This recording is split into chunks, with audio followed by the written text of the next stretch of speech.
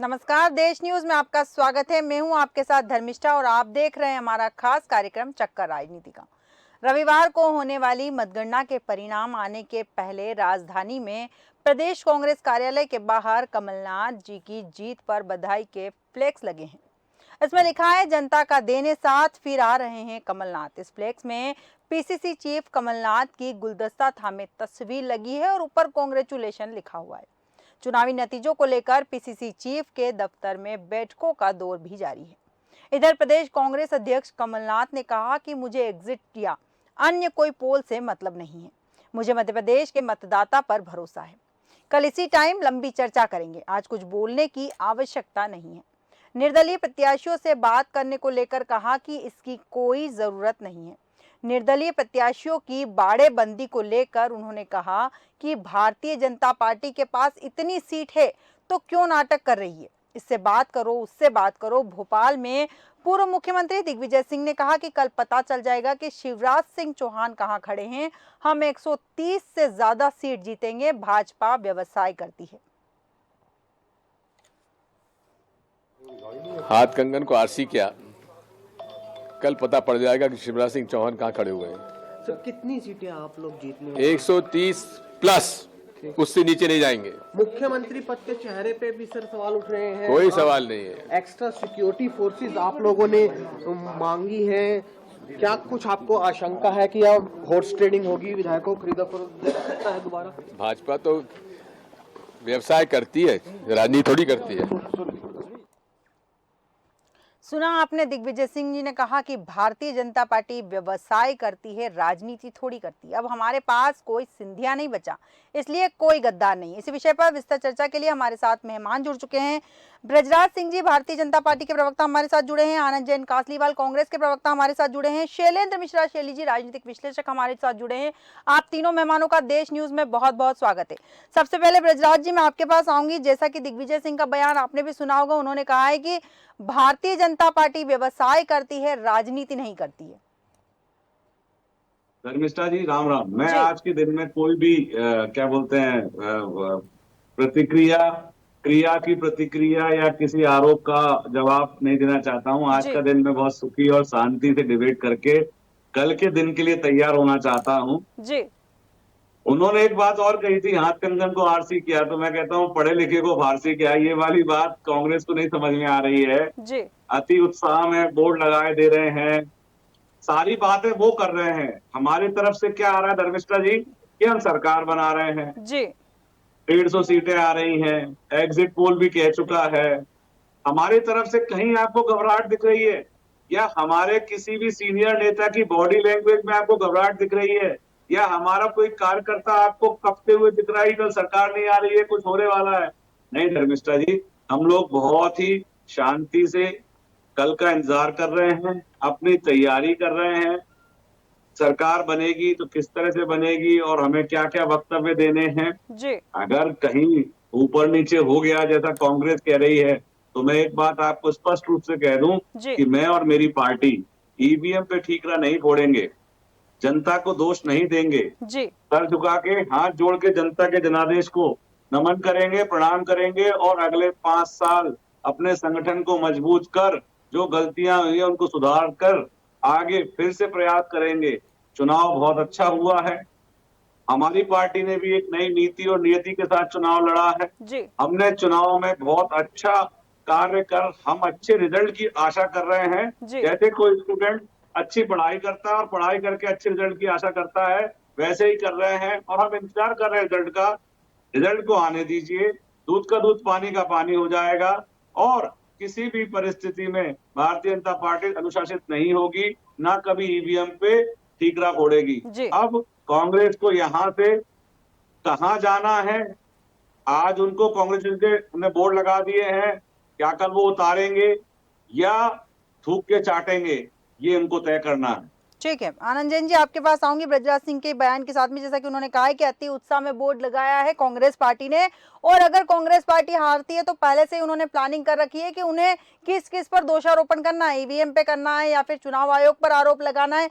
इन सारे चीजों के जवाब आपसे चाहिए मुझे।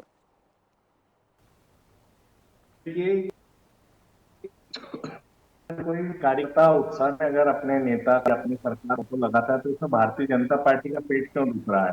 जी तो क्या परेशानी है? हमारी पार्टी, हमारे कार्यकर्ता है, हम अगर हमारे आने वाले मुख्यमंत्री जो 7 तारीख को शपथ लेंगे कि हमारा विश्वास है, जनता का विश्वास है, जी तो उसमें ब्रजराज जी को परेशानी क्यों होनी चाहिए?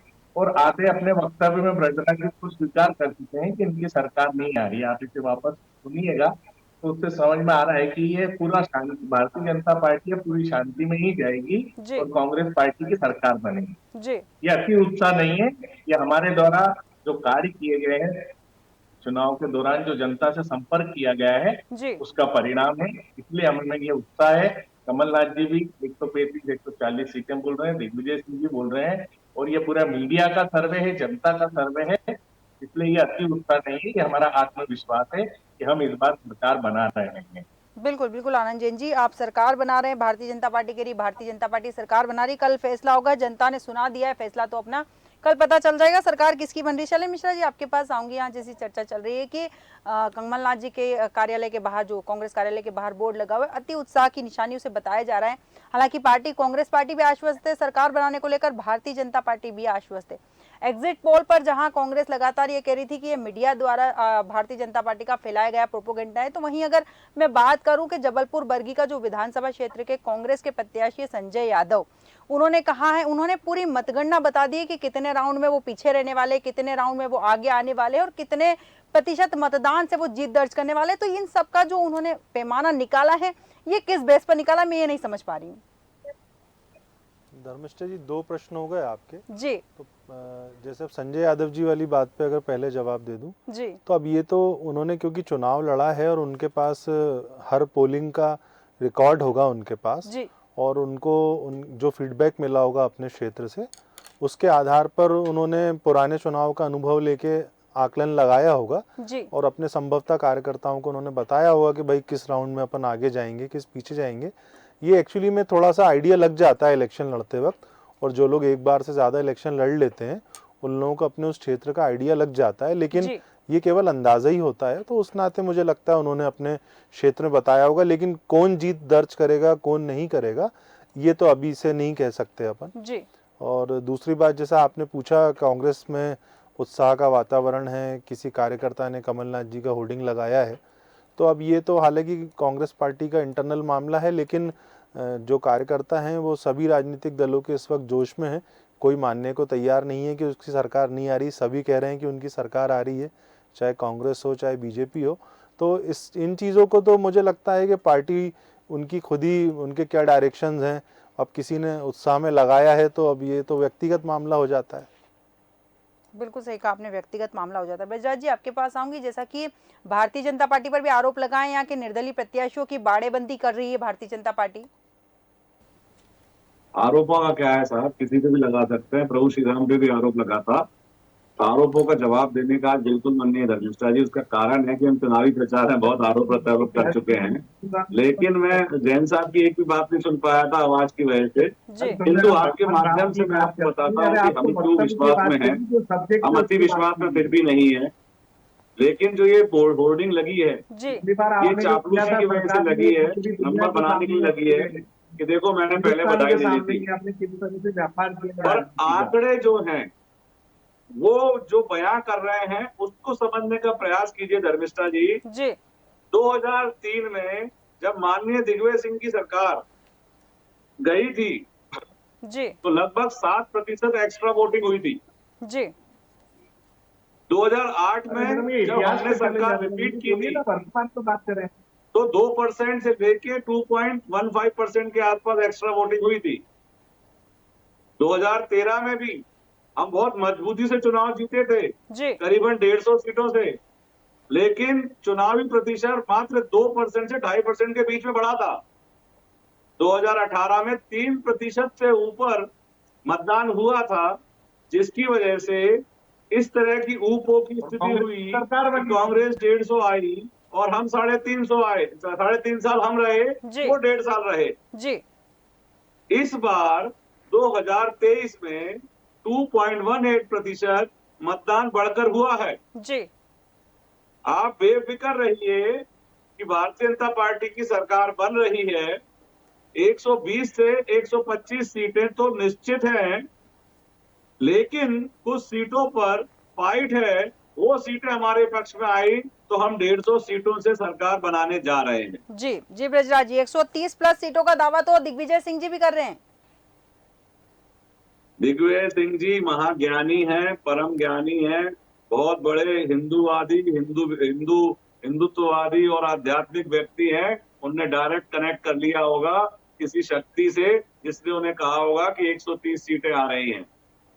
इस पे और क्या मैं कोई टिप्पणी नहीं करना चाहता, क्योंकि दिग्विजय सिंह बहुत बड़े नेता हैं, उनको सब टिप्स में पड़ा होगा।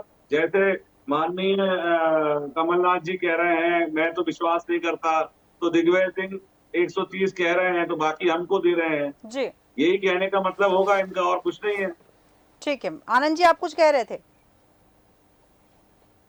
मैडम ये 100 के नीचे ही रहने वाले हैं जी ये इनका आकलन पूर्णतः गलत है। और वोटिंग परसेंटेज तो बढ़ने से इसका ये मतलब नहीं, इनकी इनकम्बेंसी भी है। शिवराज सिंह चौहान को जनता और भारतीय जनता पार्टी को जनता नकार चुकी है। जी तो ये 2% जो वोटिंग परसेंटेज बढ़ने की बात कर रहे हैं, तो भारतीय जनता पार्टी ने ऐसा कोई काम नहीं किया कि जनता इनको वोट दे। उन्होंने प्रदेश को कर्जे में डुबाया है, बेरोजगारी में रखा है, तो ऐसा कोई कार्य नहीं है कि चुनाव प्रचार खत्म हो चुका है धर्मेश जी, इनसे कहो अब इन बातों में कोई सेंस नहीं है। इन चुनाव में जनता पूर्णतः भारतीय जनता पार्टी को नकार चुकी है। इसलिए अब भारतीय जनता पार्टी पूर्णतः शांति के साथ आराम करेगी मध्य प्रदेश में आने वाले 5 साल में, और कांग्रेस राज करेगी। जी जी ब्रजराज जी। जैन साहब, मैं बहुत ही नम्र निवेदन कर रहा हूं और नम्रता के साथ अपनी बात रख रहा हूं कि अगर आपकी बात सत्य हुई और हम चुनाव हारे, तो हम जनता के आदेश को सरमाथे पे लेंगे, किसी पे दोषारोपण नहीं करेंगे, ना अपनी पार्टी पे करेंगे, ना अपने नेताओं पे करेंगे, ना अपने संगठन पे करेंगे। लेकिन क्या आप ईवीएम पे दोष दोगे कि नहीं दोगे, ये तय कर लो। क्या संविधान की हत्या करवाओगे या नहीं करवाओगे, ये तय कर लो। क्या लोकतंत्र की हत्या होगी नहीं होगी, ये तय कर लो। आप विश्वास कीजिए धर्मेश जी, जैसे ही चुनाव हारेंगे सबसे पहले ये बोलेंगे हमारे साथ छल हो गया है, कपट हो गया है, ईवीएम जो है वो हैक कर ली गई है, प्रशासन हमारा साथ नहीं दे रहा है और कलेक्टर एसपी सरकार के साथ खड़े हैं। हम ऐसा कुछ नहीं करेंगे। क्या जैन साहब इसको बोलते हैं कि ऐसा नहीं करेंगे? आनंद जी जी, भारतीय जनता पार्टी का कहना है कि अगर उन्हें आशीर्वाद मिलता है तब भी ठीक है, अगर नहीं मिलता है तो वो जनता पे आरोप नहीं लगाएंगे, ईवीएम पे या चुनाव आयोग पर सवाल नहीं उठाएंगे। क्या कांग्रेस पार्टी को अगर आशीर्वाद जनता नहीं देती तो कांग्रेस पार्टी भी ऐसा कुछ करने वाली है? नहीं मैडम, हमको तो जनता आशीर्वाद दे चुकी है। मैंने केवल संभावनाएं व्यक्त करी है, मैंने केवल संभावनाएं व्यक्त करी, अगर नहीं देती है। विश्वास के साथ बोल रहे हैं मैडम जी, हम तो विश्वास के साथ बोल रहे हैं। हमारे पास कोई संशय की स्थिति नहीं कि हम ऐसा होगा तो ऐसा करेंगे। हम तो बोल रहे हैं 7 तारीख को कमलनाथ जी मुख्यमंत्री पद की शपथ लेंगे, हम सरकार बना चुके हैं, जनता आशीर्वाद दे चुकी है। ये किंतु परंतु ऐसा वैसा ये भारतीय जनता पार्टी में हमारा। ठीक है ठीक है। शैलेंद्र मिश्रा जी आपके पास आऊंगी इन्हीं सवालों के साथ में। जैसा कि भारतीय जनता पार्टी के प्रवक्ता ने साफ साफ कहा है कि अगर जनता में आशीर्वाद नहीं देती है तब भी हम ईवीएम पे दोषारोपण नहीं करेंगे, चुनाव आयोग पर भी सवाल नहीं उठाएंगे। कांग्रेस यहाँ विश्वास में है, उनका कहना है कि हम किंतु परंतु पे बात नहीं करते हैं। अब देखिए, तो विश्वास और आत्मविश्वास वाली बात है जी। एक साथी जो है बीजेपी के, वो आश्वस्त हैं, वो कह रहे हैं कि हम आरोप प्रत्यारोप नहीं करेंगे, आशीर्वाद जनता देती है या नहीं देती। दूसरे साथी ओवर कॉन्फिडेंस हैं, वो कह रहे हैं कि उनका आशीर्वाद मिल चुका है। तो अब देखिए, जनता ने तो दोनों को ही आशीर्वाद दिया है, लेकिन किसी एक को ज्यादा दिया है, किसी एक को थोड़ा कम दिया है। अब ये तो कल दोपहर तक स्थिति स्पष्ट हो ही जाएगी, लेकिन सबका अलग अलग अनुभव होता है और जिसने जिस क्षेत्र में जिस तरीके से कार्य किया है और वहाँ किन किन लोगों से भेंट हुई है, जनता से कितना मिला है, तो सबके अलग अलग आंकड़े होते हैं। बात कुल मिला के विश्वास और आत्मविश्वास की हो रही है, तो ठीक है। अब तो कुछ घंटे बाकी हैं और जो निर्णय है, जनता ने जो निर्णय दिया है, जो ईवीएम में कैद हो गया है, तो अब से कुछ घंटे बाद वो आ जाएगा। और उत्साह ठीक है, सभी को उत्साह करने का अधिकार है। अपना अपना उत्साह सार्वजनिक कर सकते हैं। बिल्कुल बिल्कुल कोई सही, रेस्ट मोड बिल्कुल में सही है, कहा कोई मिश्रा जी। कल की लेकिन तैयारी एक कर चीज रहा और है। मैं यहाँ आपसे जानना चाहूंगी, जैसा हर बार होता है इलेक्शन होने के बाद में कहा जाता है कि यहाँ ईवीएम हैक हुई थी इसलिए वोटिंग प्रतिशत को प्रभावित किया गया या फिर कुछ गड़बड़ी की गई है। हर बार की ये चीजें सामने आती है, जैसे ही मतगणना आ जाएगी, रिजल्ट आ जाएंगे, उसके बाद इस तरह की बयानबाजी आएगी, हम और आप यहीं बैठकर चर्चा कर रहे होंगे। तो लगता है इस बार भी ऐसा कुछ देखने को मिलेगा? अब देखिए, ये तो अभी से कह पाना मतलब मुझे ठीक भी नहीं लगता। जी बाकी एक बात है जो मतलब चुनाव आयोग ने कई बार इन चीज़ों को लेके स्थिति सार्वजनिक रूप से स्पष्ट की है जी कि ईवीएम हैकिंग जैसी कोई मतलब बात कहीं सामने नहीं आई, ना ही कोई ऐसा प्रमाण दे पाया है। जी और आजकल काफ़ी पारदर्शिता का इंतज़ाम किया जा रहा है, कैमरेज वगैरह भी लगे हैं और लाइव भी बताया जाएगा। अब जो काउंटिंग जो मतगणना स्थल है उसके भीतर अगर कोई अचानक अव्यवस्था होती है जी तो वो प्रशासन और चुनाव आयोग की जिम्मेदारी रहती है। लेकिन जिस तरीके से अभी प्रेस ब्रीफिंग ने भी आयोग ने बताया है जी कि उन्होंने तमाम तरह के सुरक्षा इंतजाम किए हुए हैं और जिन लोगों को एडमिट कार्ड दिया है केवल वही लोग प्रवेश कर पाएंगे। इलेक्ट्रॉनिक गैजेट्स पे प्रतिबंध है, हमेशा की तरह इस बार इलेक्ट्रॉनिक वॉच पे भी है। तो मुझे ऐसा लगता है कि ईवीएम को लेके बहुत ज़्यादा ऐसी कोई स्थिति है नहीं। और कांग्रेस पार्टी की ओर से भी जो उनके सीनियर लीडर्स हैं उन्होंने इस टाइप की कोई अभी तक बात भी नहीं की है। मुझे नहीं लगता कि वो आगे भी ऐसी कोई बात करेंगे। किसी एक के पक्ष में निर्णय जाएगा, जी जनता किसी एक को चुनेगी और मध्य प्रदेश में जैसे हालात लग रहे हैं काफ़ी नज़दीक का टक्कर का मुकाबला भी नज़र आ रहा है। बिल्कुल बिल्कुल सही कहा, काफी टक्कर का मुकाबला नजर आ रहा है और कल पता चल जाएगा ये जो बंद ताले में रखी हुई है चीजें सब सामने आ जाएगी। पता चल जाएगा जनता ने किसे आशीर्वाद दिया है और कौन जनता के आशीर्वाद को सर माथे पर रखता है, ये भी बड़ी बात है। आनंद जी आपके पास आऊंगी, जैसा कि दिग्विजय सिंह जी ने कहा कि सिंधिया नहीं बचा इसलिए कोई गद्दार नहीं बचा। आनंद जैन जी से शायद हमारा संपर्क टूट गया है। ब्रजराज जी आपके पास आऊंगी इसी सवाल के साथ में, जैसे कि दिग्विजय सिंह जी ने कहा है कि कोई गद्दार नहीं बचा, सिंधिया जी नहीं बचे, मतलब कोई गद्दार नहीं बचा, मतलब साफ आरोप है कि सिंधिया जी गद्दार है, कांग्रेस पार्टी में अब गद्दार नहीं है सिंधिया जी के जाने के बाद। देखिए धर्मिष्ठा जी, आज मैंने पूरा दिन अच्छे से निकाला है। मैं फिर कोई ऐसी प्रतिक्रिया नहीं देना चाहता जिससे कोई बवाल मचे। जी लेकिन दिग्विजय सिंह जी, मेरे ख्याल से उम्र हो गई है, सार्वजनिक जीवन से छुट्टी लेके घर बैठे ज्यादा बेटर है। कौन गद्दार है कौन गद्दार नहीं है, लोकतंत्र में सबको उनको ये कहने की छूट भी ये लोकतंत्र दे रहा है, जी इसलिए वो कुछ भी कह सकते हैं। मेरी शुभकामनाएं उनको। मैं इससे ज्यादा इस पर कुछ नहीं कहना चाहूंगा धर्मिष्ठा जी जी। जी बिल्कुल सही कहा आपने, लेकिन आप बार बार एक ही प्रतिक्रिया दे रहे हैं कि आज मैं किसी को कुछ नहीं कहना चाहूंगा, इसके पीछे क्या राज है? कोई राज नहीं है। देखिए अपन 1.5 साल से मैं कई डिबेट में बैठा, जी मैं 1-1.5 महीने से मैं कई डिबेट में बैठा। मैंने एक बड़ी विशेष चीज देखी कि जैसे आपने सवाल किया हमने जवाब दिया, जी उसके बाद क्या हुआ, आपने सवाल किया कांग्रेस के प्रवक्ता से, जी वो 15-20 चीजें रटी रटाई उनको बोलते हैं, लगातार बोलते हैं। उसके बाद जब आप दूसरा प्रश्न हमसे करते हैं तो वो हमको बोलने ही देते हैं। जी तो मैं आज ये चाह रहा हूं कि बात जो भी जाए स्पष्ट जाए, वाद विवाद ना हो, और आप मुझसे कोई अच्छा सवाल कीजिए, मैं उसकी पूरी तरीके से आपको समझाऊंगा जिससे कि वो स्पष्ट रूप से जाए।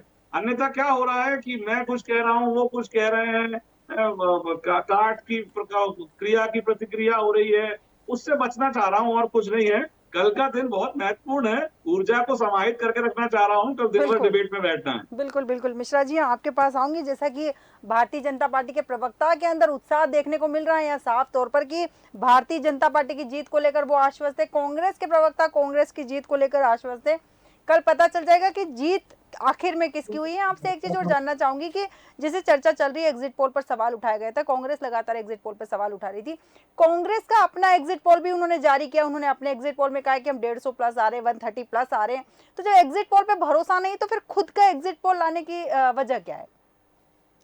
देखिए धर्मिष्ठा जी, मैंने पूर्व में भी कहा ये सब कैलकुलेशंस हैं, सबके पास अपने अपने कैलकुलेशंस हैं। जी जिसके आसपास का जैसा वातावरण है और जिसके जैसे सोर्सेज हैं वो उस हिसाब से ही अपने कैलकुलेशन बना के बता रहे हैं। जी ओपिनियन पोल में भी हम लोगों ने हिस्सा लिया, एग्जिट पोल में भी हम लोग हिस्सा ले रहे हैं। बिल्कुल सबके पास अपने अपने सूत्र हैं, अपने अपने कैलकुलेशन हैं। लेकिन एक बात जो मैंने पूर्व में भी आपके चैनल में भी कही थी जी कि इस बार मध्य प्रदेश की जनता जो है उसने साइलेंट वोटिंग की है, बिल्कुल मतदाताओं ने।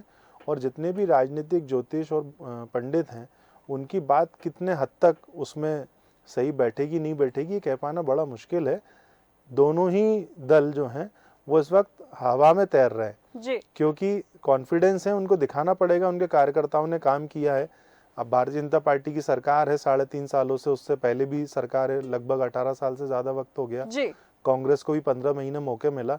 तो सभी दोनों दलों के पास, मतलब एक मुख्य विपक्षी दल है कांग्रेस, सत्ताधारी दल बीजेपी है, दोनों के अपने अपने कैलकुलेशंस हैं। बिल्कुल बीजेपी सरकार में उनके पास ज़्यादा सोर्सेज हैं कैलकुलेशन इकट्ठे करने के। जी कांग्रेस विपक्ष में उनके पास सोर्सेज लिमिटेड हैं, लेकिन उनके पास ही बड़ी कार्यकर्ताओं की फौज है। तो सब अपना अपना एक आकलन है और सभी को लग रहा है हम चुनाव जीतेंगे। जैसा मैंने पूर्व में कहा, दोनों जनों को आशीर्वाद तो जनता ने दिया है, बिल्कुल लेकिन जनता ने किसी एक दल को ज्यादा दिया होगा, किसी एक दल को कम दिया होगा। बिल्कुल बिल्कुल अब आम आदमी पार्टी हो या बसपा हो या सपा हो, कोई मानने को तैयार ही नहीं है। सभी कह रहे हैं हमारी बहुत सीटें आ रही हैं। बिल्कुल तो लेकिन मुख्य मुकाबला जो है वो कांग्रेस बीजेपी में है, और इसमें तीसरा दल या चौथा दल क्या भूमिका निभाएगा कल स्पष्ट हो जाएगा। बिल्कुल और अधिकार है सबको अपनी अपनी बात रखने का, वो रख रहे हैं, अपने कार्यकर्ताओं में ऊर्जा बढ़ा रहे हैं।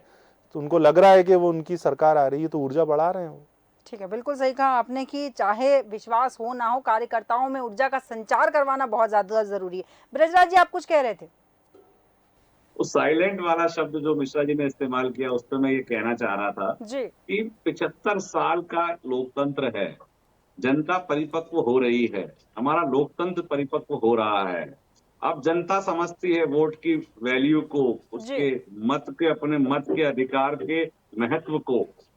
तो जनता क्या कर रही है, आप एक चीज और गौर कीजिएगा मिश्रा जी, कि जहां आज से 10 या 12 साल पहले 50 से 55% मत होता, वोट पड़ता था, आज 75% नॉर्मल हो चुका है। ये एक बदलाव है, ये एक ऐसा बदलाव है जिसके लिए मैं साधुवाद करता हूं भारत देश की जनता को कि उन्होंने अपने मत के अधिकार को समझा और मत डालना शुरू किया। लेकिन एक बात हमें भी समझनी है कि जो एजेंसी 94% सही है पिछले 8 सालों से, उसके आंकड़ों पर कई बार हंसी हुई, वो अगर हमको 150 सीटें दे रही है तो कांग्रेस उस पे सवाल उठा क्यों रही है? वही वही एजेंसी उनको राजस्थान में नंबर अच्छे दे रही है, छत्तीसगढ़ में अच्छे दे रही है, तेलंगाना में उनकी सरकार बना रही है, तो यहीं पर क्यों नकार? क्या है कि 2-3 चीजें बड़ी महत्वपूर्ण है इस पूरे विषय में, कि जो उनके फेवर का है वो सब सही है, जो उनके अगेंस्ट गया बस वही तकलीफ है। धर्मिष्ठा जी, कांग्रेस पार्टी जो एक सबसे बड़ा नुकसान कर रही है इस देश का, वो ये कर रही है कि वो उन चीजों को बढ़ावा दे रही है जिससे अराजकता को बढ़ावा मिलेगा। ईवीएम पे सवाल वो जानबूझकर उठाते हैं, चुनाव आयोग की व्यवस्था पर वो सवाल जानबूझकर उठाते हैं। उनका उठाने का एकमात्र कारण यह है कि भारतीय जनमानस के दिमाग में एक कंफ्यूजन क्रिएट हो कि ये जब भी भारतीय जनता पार्टी जीतती है तो गलत तरीके से जीतती है, कांग्रेस जब भी जीतती है तो सही तरीके से जीतती है। ये किसी भी तरीके से स्वच्छ और स्वस्थ लोकतंत्र के लिए ठीक नहीं है। इसलिए मैंने आज आपको कहा ना कि अब वाद विवाद की बजाय हमको एक स्वस्थ लोकतंत्र की तरफ बढ़ना चाहिए, जहां कांग्रेस के प्रवक्ता को भी अच्छी तरीके से वाद विवाद करना चाहिए, आंकड़ों के ऊपर करना चाहिए, तथ्यों के ऊपर करना चाहिए, हवा हवाई नहीं करनी चाहिए, जनमानस को बरगलाने का, जनमानस को भटकाने का कार्य नहीं करना चाहिए। बिल्कुल बिल्कुल सही कहा आपने कि जनमानस को भटकाने का, उनको बरगलाने का काम नहीं करना चाहिए। हालांकि जनता बहुत समझदार हो गई, जनता जानती है कि उन्हें कौन बरगला रहा है और कौन भटका रहा है। आप दोनों मेहमानों का, ब्रजराज सिंह जी और शैलेंद्र मिश्रा शैली जी, आप दोनों मेहमानों का हमारे साथ जुड़ने के लिए बहुत बहुत धन्यवाद। मध्य प्रदेश में किसकी सरकार होगी, तस्वीर कल नतीजे आने के बाद साफ हो जाएगी। मतगणना कल होने वाली है। भारतीय जनता पार्टी और कांग्रेस के बीच कड़ी टक्कर है। मतदाता अपना मत दे चुके हैं। कल फैसले की घड़ी है और फैसले में पता चल जाएगा कि जनता ने किससे कुर्सी पर बिठाया है। हमारे आज के खास कार्यक्रम चक्कर राजनीति का में फिलहाल इतना ही। आप बने रहिए देश न्यूज के साथ। नमस्कार।